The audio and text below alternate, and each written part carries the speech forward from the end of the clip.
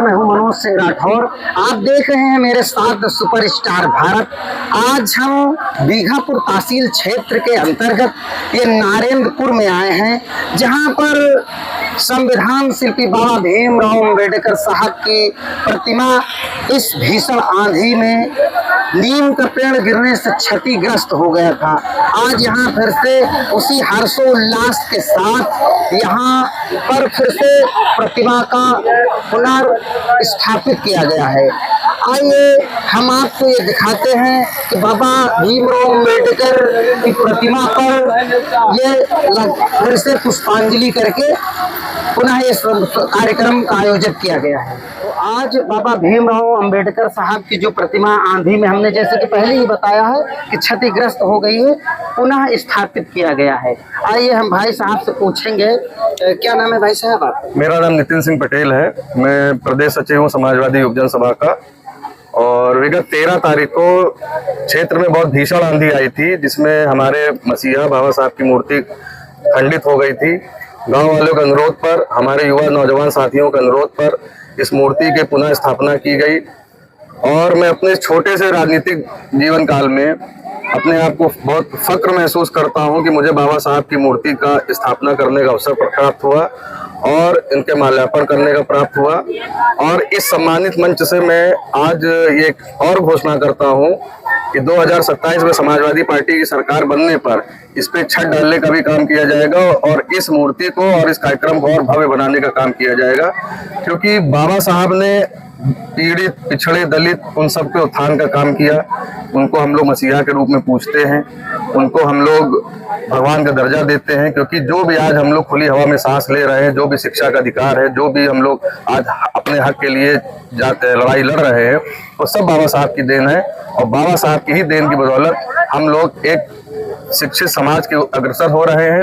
और मैं अपने पीढ़ी समाज से ये आग्रह करूंगा कि एकजुट हो, एकत्रित हो, अपने हक को पहचाने, अपने हक को जाने और जो हक का हनन करे उसके खिलाफ लड़े। क्योंकि अपने हक को जानना ही सबसे बड़ी शक्ति है। और जो हमारी आने वाली पीढ़ी है उनके लिए लड़ाई आज ही लड़नी पड़ेगी। क्योंकि ये सामंतवादी सरकार पिछड़े, दलित और अल्पसंख्यक जितने हैं उनके हक को छीनने का ही काम कर रही है। लेकिन समाजवादी पार्टी की सरकार और माननीय राष्ट्रीय अध्यक्ष अखिलेश यादव जी के नेतृत्व में हम लोग पीढ़ी समाज के सरकार बनाएंगे और अपने पीढ़ी समाज के लोगों के हक की रक्षा करेंगे। आज एक और सवाल है कि आज जो छात्र है वो काफी आक्रोशित महसूस कर रहे हैं, क्योंकि लगातार पेपर लीक पर लीक, ये एक नई लीक बन चली है। देखिए, पेपर लीक इस सरकार की सबसे बड़ी उपलब्धि है। इस सरकार ने पेपर लीक के अलावा और कोई उपलब्धि पाई नहीं है। जो हमारे छात्र नौजवान जो आक्रोशित है वो सिर्फ इसलिए आक्रोशित है कि उनको आश्वासन दिया गया। याद करिए 2014 में क्या बोला गया था, 2 करोड़ रोजगार। मैं कहता हूं अब तक की मोदी सरकार और योगी सरकार में 2 करोड़ रोजगार पूरे अब तक के समय में नहीं दिया गया। लेकिन क्या वादा करके आए थे कि हर साल हम लोग 2 करोड़ रोजगार देंगे। ये रोजगार नहीं देंगे, ये सिर्फ हक को छीनेंगे, हनन करेंगे, शोषण करेंगे। और शोषण करने के बाद सिर्फ कुछ पूंजीपतियों की जेब भरने का काम करेंगे और उनको फायदा देने का काम करेंगे। लेकिन 2027 में ये आताताई सरकार इस प्रदेश से और 2029 में इस देश से विदा होने जा रही है। और एक सवाल और है, इस समय ट्रेंडिंग में कॉकरोच चल रहा है। तो ये कहा गया है कि उनका जो अकाउंट है उसको बंद कर दिया गया है। फिर भी अकाउंट नया बन गया है, जिसमें से 20 मिलियन से ज्यादा सब्सक्राइबर हैं उनके फॉलोअर्स। देखिए, ये जो टिप्पणी की गई कि आज के नौजवान को कॉकरोच की संज्ञा दी गई, इस नौजवान ने आज अपनी ताकत दिखा दी कि वो अगर सरकार बना सकती है तो सरकार को जड़ समेत उखाड़ भी सकती है।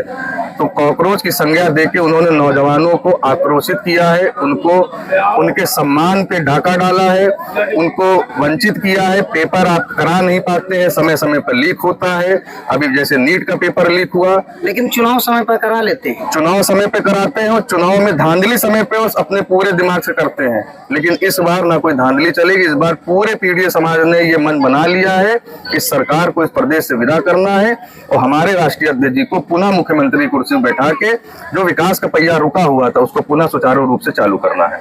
धन्यवाद।